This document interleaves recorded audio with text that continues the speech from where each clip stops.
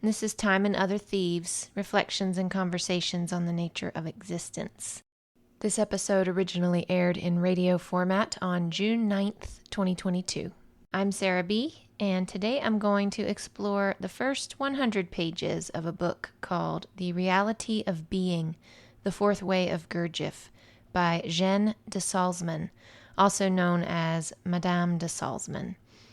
As the subtitle of her book suggests, she was a practitioner of the Fourth Way, an approach to self-development created by Russian mystic, philosopher, composer, and spiritual teacher of Greek and Armenian descent, George Ivanovich Gurdjieff.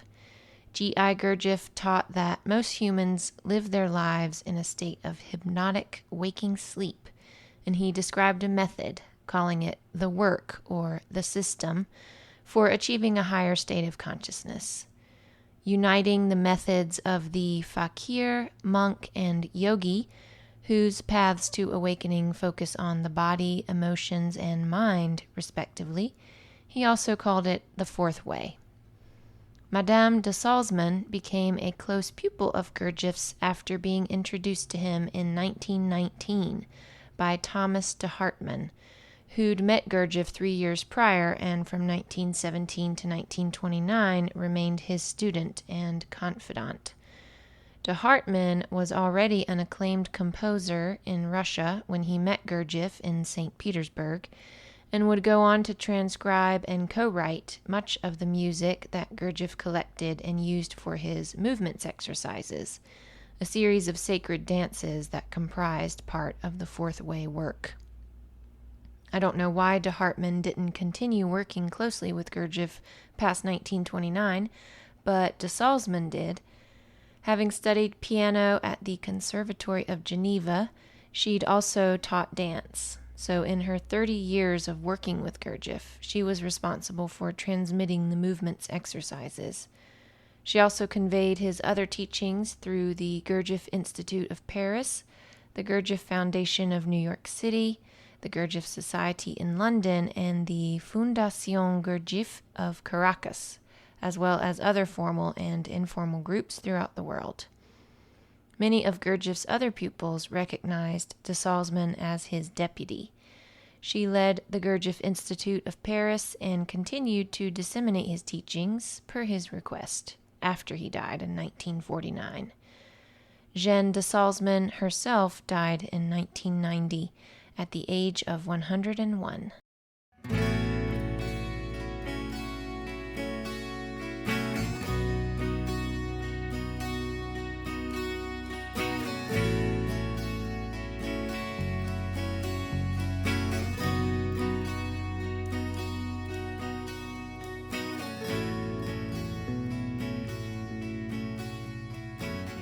The Reality of Being was published posthumously in 2010.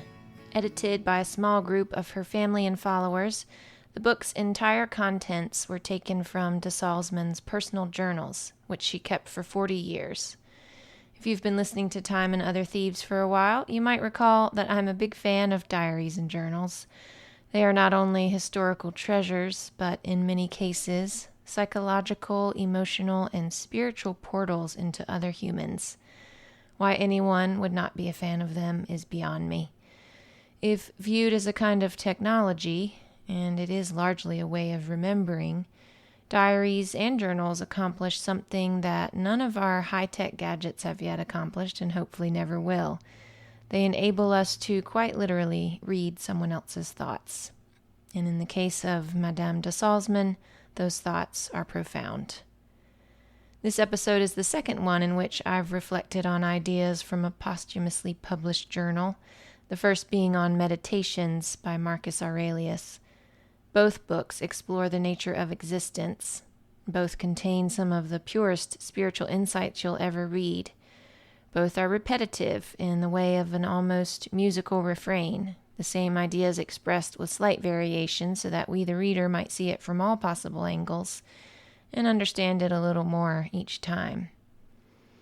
But whereas Meditations moves back and forth between note-to-self-like statements in the second person, addressing himself as you instead of I, The reality of being is written entirely in the more common style of journals, the first person, and for that reason it feels much more intimate than its second-century predecessor. While Marcus says, "Life is short, get what you can from the present," de Salzmann says, "In order to be present, I must see that I am asleep." While Marcus says, "Be satisfied if you can live the rest of your life, however short, as your nature demands," Madame says, "I need to recognize that I can understand nothing if I cannot remember myself." Marcus says, "Your three components, body, mind, breath. 2 are yours in trust. To the third alone you have clear title." Madame says, "I need to see that what is lacking is a connection with my body." Their voices are clearly different in other ways aside from point of view, first person or second, but to explore those further would exceed the scope of this episode. My focus for this hour will be the first 4 chapters of The Reality of Being, which equates to its first 100 pages. There are 292 total. According to the book's foreword, most of the material in chapters 1 through 4 originated from the first decade after Gurdjieff's death. And their titles are 1. A Call to Consciousness, 2. Opening to Presence, 3. In a Common Direction, and 4. The Work to be Present. To try and do an episode on the entire book would have been exhausting. While I thoroughly enjoyed reading the first 100 pages of The Reality of Being, I was ready to take a break and just sit with their ideas before consuming more. And making this episode has been a great way for me to savor them further.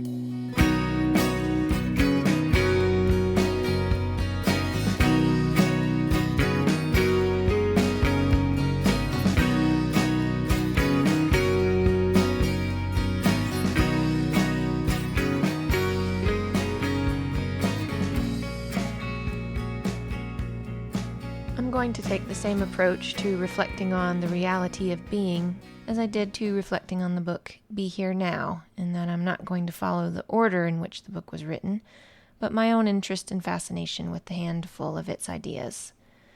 The first that comes to mind is the notion of the ordinary I, and of course that's the pronoun I, not the ocular organ.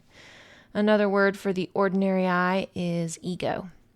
De Salzmann says the ego is located in the mind, where it engages in a perpetual battle to find security, which it does by identifying with certain images, attitudes, beliefs, and experiences. My usual consciousness, she says, consists entirely in judging, in accepting or refusing. This is not real consciousness. Indeed, in this state, without a quiet mind, nothing real can be revealed to me. Like J. Krishnamurti, whose book The Awakening of Intelligence I talked about in the 16th episode of Time and Other Thieves, you're currently listening to episode number 50, de Salzmann says again and again that the thinking mind, of which the ego is a part, cannot create anything new. She says its function is to situate and explain, but not to experience. It only organizes experience into already known categories.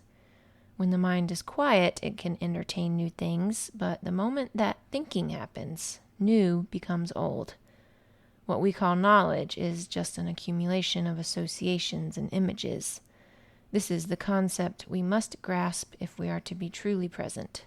In other words, we must understand how the thinking mind works. De Salzmann says that until we have this understanding, we are prisoners. She calls herself, quote, a prisoner of all the impressions deposited in me. She is beholden to her conditioning, to memory, to external influences, to information. A mind that is nothing more than a reservoir of information is weak and lifeless. She was writing this in the 1950s, when our species had technically just entered into the information age, but really hadn't seen nothing yet. Now, thanks to the internet, too much information has become our modus operandi. We think it makes us smarter, when all it does is make us more informed. And intelligence, at least according to de Salzmann, and it bears repeating, Krishnamurti, has little or nothing to do with information. In light of this concept, it's interesting to consider how we approach education in this society. We send our children to school so they can learn what they need to know in order to function in the world we've created. We send them to school, that is, in order to perpetuate the world we've created, which is essentially a world that doesn't give a damn about them. For decades now, if not centuries, each new generation of children is one to whom all former generations have essentially said, and continue to say through our way of living, "You don't matter. We don't care if you have clean air to breathe, or water to drink, or nutritious food to eat, or healthy soil in which to grow that food. We don't care if your life is short and brutal due to fires, floods, hurricanes, nuclear war, mass shootings, and other disasters. And we sure as hell don't care what you want to learn based on your own natural interests, which, if we could just allow you to follow, might be the only thing that could truly make this world a better place." I, for one, at least believe that the world wouldn't be nearly as horrific a place to inhabit if we truly prioritized our children. But instead, we prioritize our economy, and we send our children into classrooms for the majority of their young lives so they can acquire information, and we act like we're doing them a favor, when really we're just conditioning them to put up with jobs they hate because they're used to doing things they don't really want to do. Of course, I realize that some children genuinely like school, and that there are many teachers out there who genuinely love children, and these teachers do what they can to honor a child's natural interests. But in most school settings, teachers are severely limited in this regard, by the confines of the system and by the fact that there's only one of them and 15 to 20 students. We say it takes a village to raise a child, but given our teacher-student ratios, we clearly don't believe that. Anyway, another person who seems to share Madame de Salzmann's perspective on the role, or lack thereof, that information plays in intelligence is Wendell Berry, whom I'm going to talk about in a couple weeks. In his essay Two Minds, Berry discusses the rational mind and the sympathetic mind, positing that we humans need to operate from more of the latter and less from the former. The rational mind takes great pride, he says, in its ability to make informed decisions. The more information we have, the better decisions we'll make. But the industrialization and centralization of agriculture is the product of informed decisions, as are nuclear power plants and a slew of other systems and inventions that will likely result in our destruction, or at least in the destruction of a great many of us. Wendell Berry famously does not own a computer, and in my opinion, he's among the most intelligent people alive today. And of course, we're seeing that one very dangerous result of owning a computer and thereby having access to so much information is that the information becomes meaningless. Or rather, we just make up information and for no good reason claim that it's true. Or we do the opposite, claiming for no good reason that the truth is a lie. And in the final analysis, where decision-making is concerned, the importance of information might pale in comparison to that of basic self-knowledge. Christine Coveri-Weber, founder of Subtle Yoga and head instructor of the yoga teacher training I did in 2018, says that knowing how we really feel, and therefore who we really are, is key to knowing how to act. But she's talking about feeling on a much more subtle level than most of us are used to. Most of us are used to only recognizing feelings when they're very strong, and then we seemingly have no choice but to react. These feelings are so strong that they feel like truth. We believe that we know what the truth is. But de Salzmann says, if I recognize with all of myself that I do not know, I become free of my conditioning and can have a direct perception of what is beyond it. Now we're back at the notion of getting beyond conditioning, which, as I've said before, is my favorite definition of spirituality. De Salzmann isn't saying, though, that we should always be directly perceiving what is beyond our conditioning, and this is something I find to be refreshing about her book. She circles around and around the notion that we as humans inhabit a liminal realm between a higher and a lower plane, or what she calls, respectively, the source and life, or you might say the spiritual and the material. She says, I have to know that I have a double nature, that there are two forces in me, the descending force of manifestation and an ascending force returning to the source. I have to experience them here at the same time in order to know myself as a whole. She goes on to say, and I italicized this in my notes, there must be some reason why I am here, something that is needed for a relation between the two. I love the idea that the reason we humans are here is to join the high and the low, to unite the form and the formless, or at least put them in conversation with each other.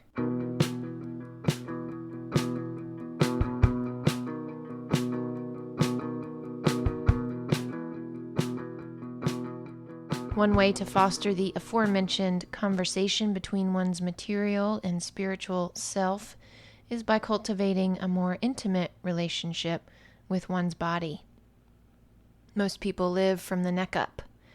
This is how we've been conditioned to live, always in our heads.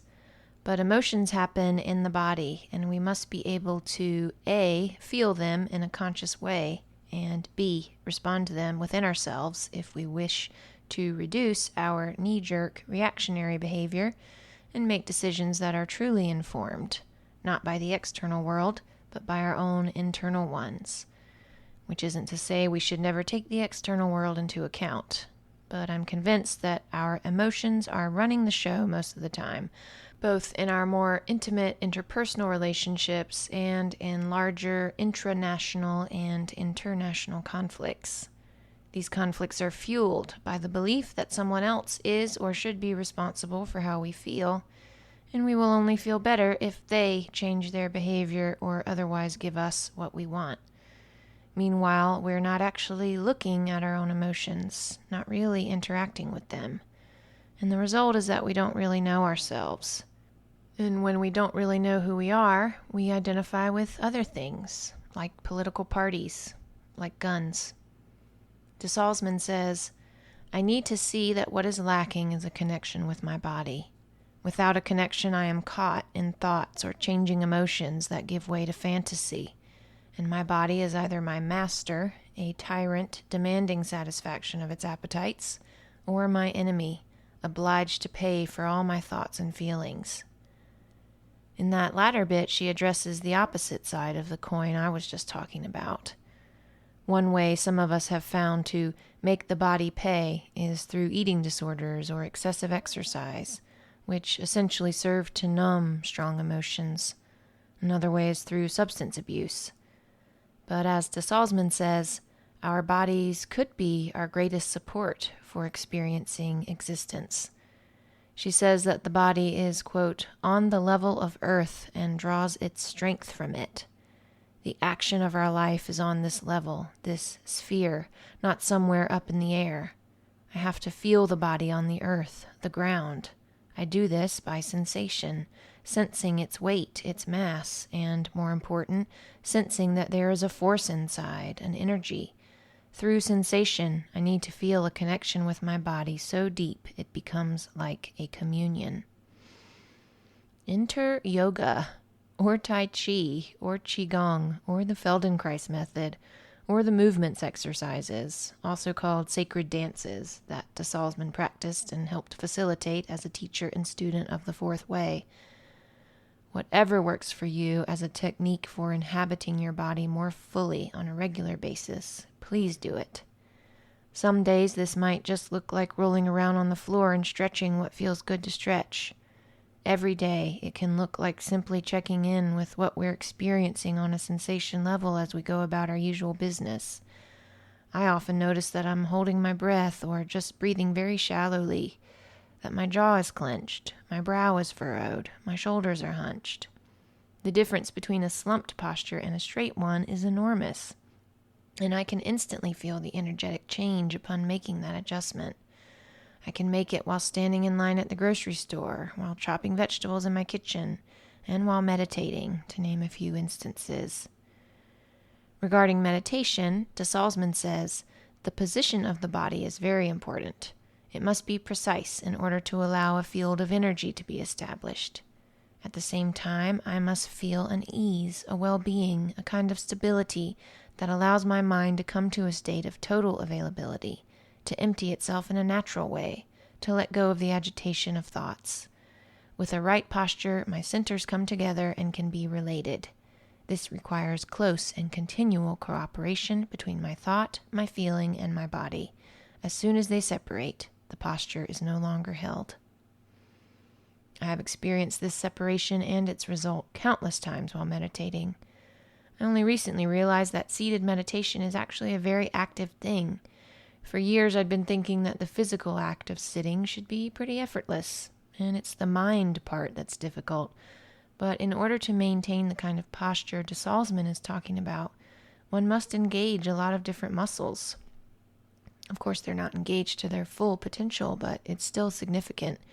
And when my attention gets caught by thought, that engagement falls away, and my once again slumped posture is often what alerts me to the fact that I've essentially left the present moment and am captive to the past, the future, or some kind of fantasy.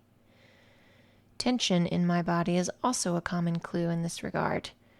When my attention gets lured away from my breath and back to thought, I often notice that muscular tension arises, which is different from muscular engagement in that it's not serving any helpful purpose.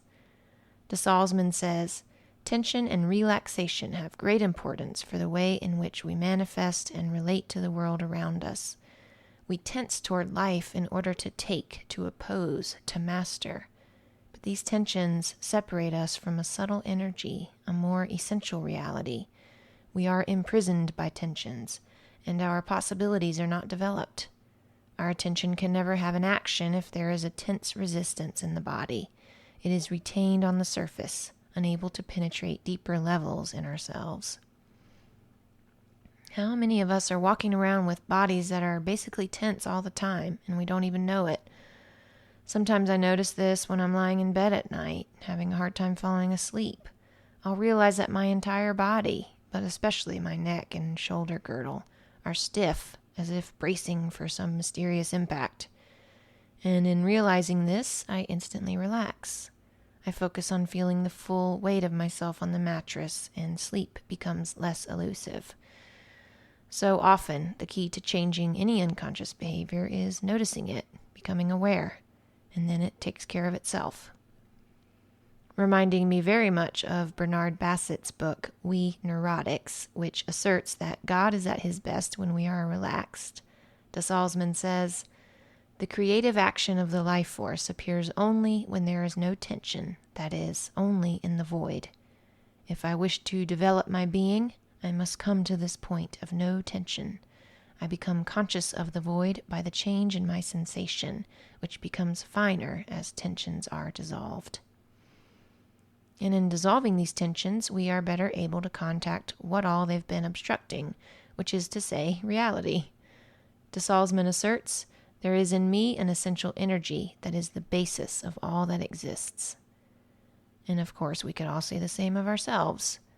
But how often do we really feel that truth? Indeed, de Salzmann would say that feeling truth is the only way to experience it. She says it cannot be thought. In order to feel within ourselves the essential energy that is the basis of all that exists, we must try to be present with ourselves on a regular basis, every day. And in that presence, we are aligning with the only thing that's actually real, according to de Salzmann. Like Ram Dass, who in Be Here Now says that we can only ever interact with ourselves, Madame says, consciousness is always consciousness of self. I think most Buddhists would agree, given the Buddhist belief that we create the world with our minds. So if our minds are tense and conflicted all the time, and we are essentially blind to our true nature, we will create that kind of world. And we certainly have.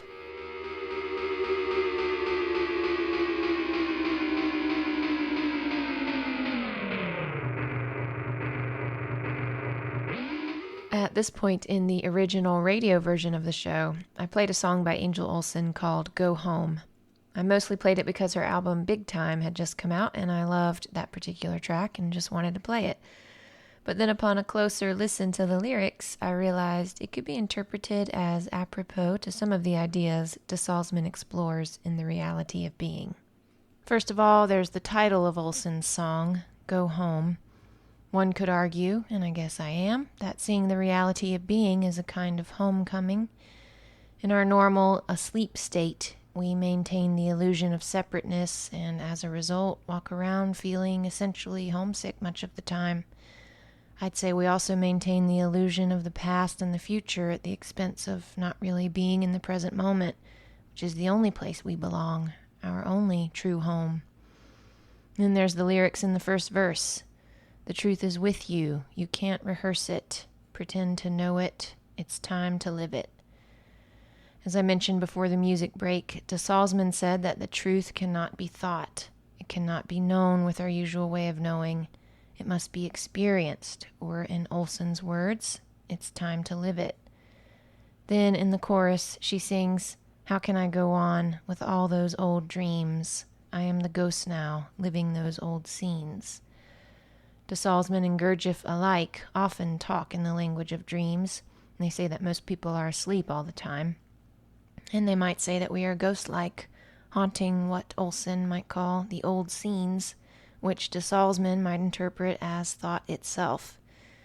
She asserted that all thought is old, conditioned by the past. And to answer Olson's question, we can't go on living those old dreams if we ever want to wake up and experience truth, which is a question she answers herself in the final verse when she sings, "Forget the old dream, I got a new thing." For de Salzmann, the ultimate new thing is the challenge in the question of how we exist at all. This challenge is always new, she says. Quote, "My response is in the way I exist at the very moment, in the kind of action in which I am engaged." In the second verse of Go Home, Olson sings, "I feel like someone else, but I'm still trying, reminding me of how de Salzmann says, "I feel the weight of the imagination of myself, the weight of this image that I feel compelled to sustain all the time in a violent battle to preserve its continuity. And behind it, I am aware of emptiness, a void. I do not know who I am." And in the song's chorus, there is also the refrain of "Nobody knows me," to which de Salzmann might respond, "Nobody knows themselves. How could they possibly know you?" She says it of herself many times in The Reality of Being. "I have the impression of life in myself, but as soon as I think it is me, I lose it." And "I am enclosed in a circle of petty interests and avidity in which my I is lost. And I do not know what I am. And this doozy, there is in me something mysterious that nothing is able to grasp, something that no thought or feeling can help me know. It appears only when I am not caught in the web of my thoughts and emotions. It is the unknown, which cannot be grasped with what I know." So that's how I justified playing Angel Olsen's Go Home, which really doesn't need to be justified, but it was a fun exercise. Yes, this is how I have fun.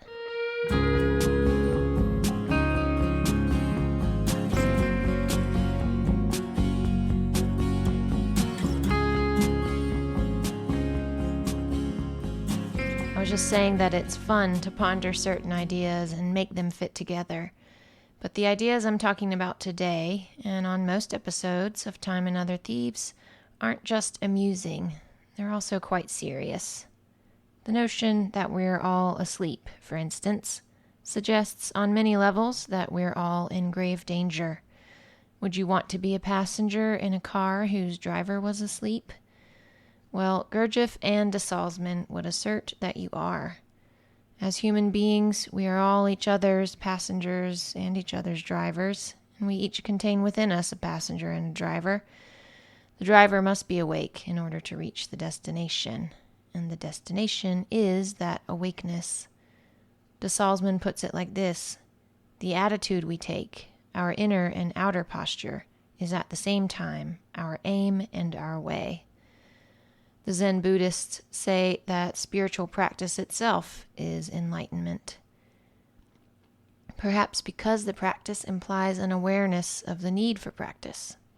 As de Salzmann says, in order to be present, I must see that I am asleep. I am not here. I am enclosed in a circle of petty interests and avidity in which my I is lost. and it will remain lost until I can relate to something higher. The first condition is to know in myself a different quality, higher than what I ordinarily am. Without this condition, there can be no work. So, A, we must see that we have lost contact with our true selves, and B, we must know that reestablishing contact is possible. But as I mentioned earlier in the episode, de Salzmann wasn't saying that we should maintain such contact all the time. She accepted that we all lead two lives. She said, I must remember there is another life and at the same time experience the life that I am leading. This is awakening. I awake to these two realities. And then, of course, she forgets that there is another life, referring to her internal world, which contains her highest possibilities. Madame writes, the practice of being present is self-remembering. Instead of being taken outward, the attention of the functions is turned toward the inside for a moment of consciousness. I need to recognize that I can understand nothing if I cannot remember myself. She also speaks of these two lives as a wish to move on the one hand and a wish to be moved on the other. We want to act, and we also want to be acted upon. And lastly, she talks about the life in which we serve our own ideals and the life in which we must play a role. Quote, inside, we have to recognize our own nothingness and identify with nothing, and outside we play a role.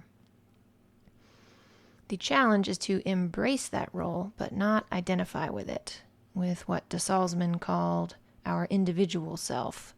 Quote, we believe in our individuality, and this illusion supports our sense of existence. We are constantly striving to be something we are not because we are afraid of being nothing. But another way of saying that we're nothing is to say that we are everything. As Ricky Gervais says in his most recent stand-up special, though he isn't the first to say this, we human beings are a way for the universe to understand itself. I'd say all sentient beings serve this function to an extent, but it does seem like humans possess an especially unique intelligence to this end, and we are cosmically very powerful in this way. But I guess with such high potential, there must also be its inverse, like when one's capacity for profound joy is balanced by a capacity for profound despair. Or we can remember Uncle Ben in Spider-Man, who said that with great power comes great responsibility. We have been terribly irresponsible as a species, to the planet, to one another, and to ourselves. And I think the ourselves piece is most important, as it provides the foundation for the other two. And this lack of responsibility is a result of being ignorant to who we really are, to how powerful we really are. Not in the sense that we can exert power over others or do harm, although obviously we can and do, but in that we contain the intelligence of the universe, in that we are truly miraculous and mysterious. I mean, we can observe our thoughts. What is even happening there? Who is that doing the observing?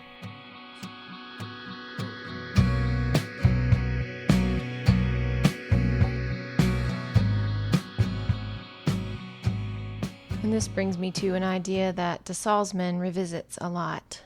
And J. Krishnamurti does too. I'm talking about the notion of the observer being the observed.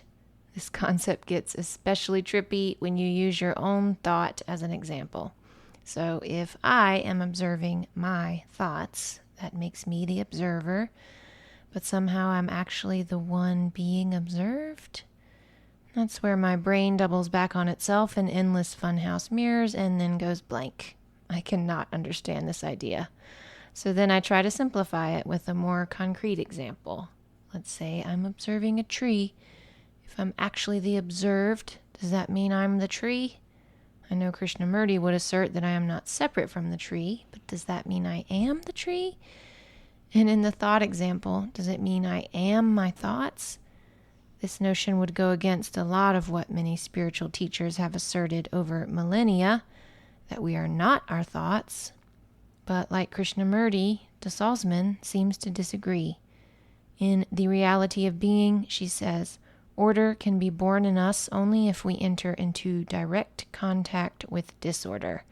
We are not in the disorder, we are the state of disorder. If I look at what I really am, I see the disorder, and where there is direct contact, there is an immediate action. Let's suppose that by disorder, de Salzmann is referring to some kind of intense emotion, or perhaps many intense emotions at once. But for the purpose of simplicity, we'll stick with one: anger.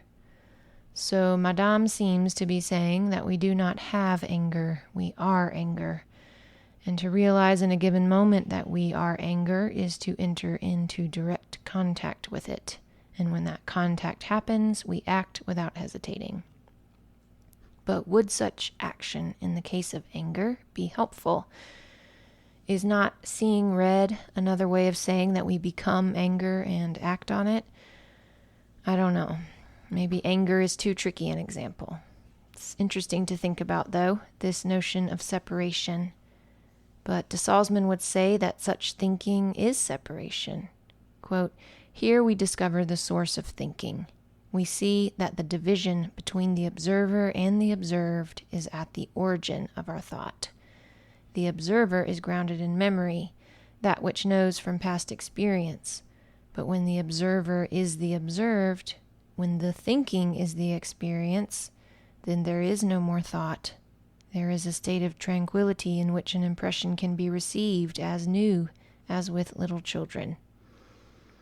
Maybe this is what Christ meant when he said, "Except ye be converted and become as little children, you'll never enter into the kingdom of heaven," or something like that. And I do love tripping out on thinking about how babies think. They don't do it in words, that's for sure. So is it images?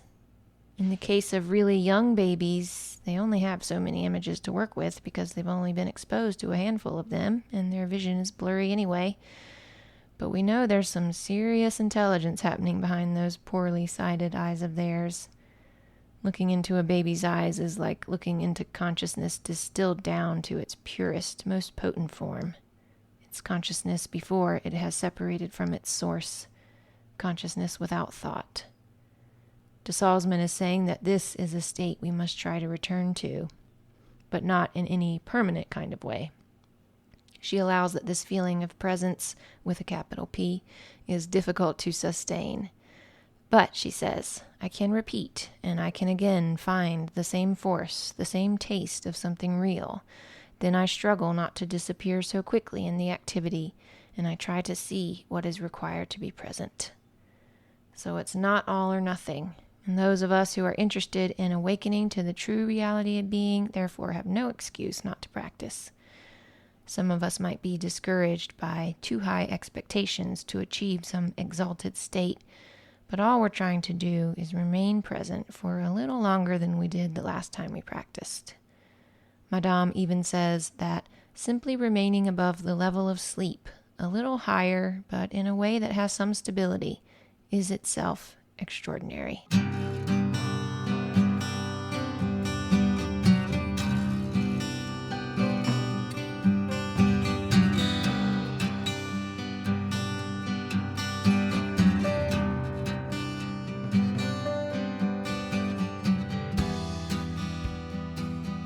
The last of de Salzmann's ideas that I want to talk about is what she calls the most important question of my life. It is a question of life or death, which she must constantly make herself remember. What do I wish? But the I in this question cannot be her ordinary I or ego. It is not out to acquire or achieve anything. It has no desire for a particular result. It merely wishes to be in a certain way. What do I wish means, how do I want to live my life? Sounds pretty obvious and basic, but how many of us are actually letting this question guide our lives? How many of us are truly running our own show in real time? I'd venture it's a minuscule fraction of how many of us are running on autopilot, working with the same handful of preset options for how to respond to life's infinite variations, reacting almost entirely out of conditioned emotions that we never stop to question, that we repeatedly mistake for factual information. De Salzmann says that emotions are not facts. They are the reaction of my conditioning to impressions, to everything that impresses me. But I blindly trust my feelings. I never doubt them. I believe they express a pure vision and do not see that they really reflect implacable conditioning.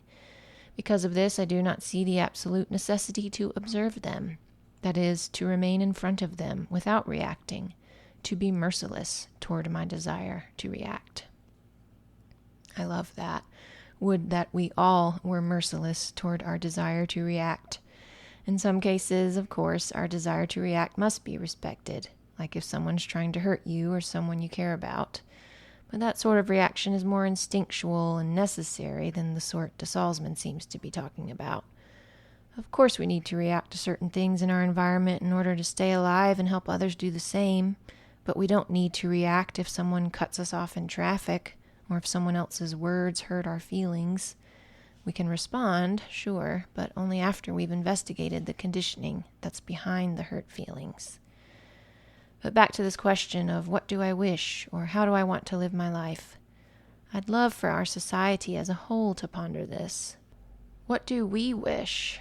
How do we want to live our collective life? Do we want to be in conflict all the time? To react to everything we don't like with fear or anger or a combo of the two? Or do we want to live in ever greater harmony with one another, responding to everything with some version of love? Surely most psychologically sound human beings would opt for the latter way of being. And I'm not saying that responding with love to everything that happens is an easy thing to do. Actually, I think that's probably the common perception of the whole all you need is love idea, that love is easy, and the people singing its praises are vapid and naive. But the reason we haven't been more loving in our dealings with nature and one another is because it is incredibly difficult. You know what's easy?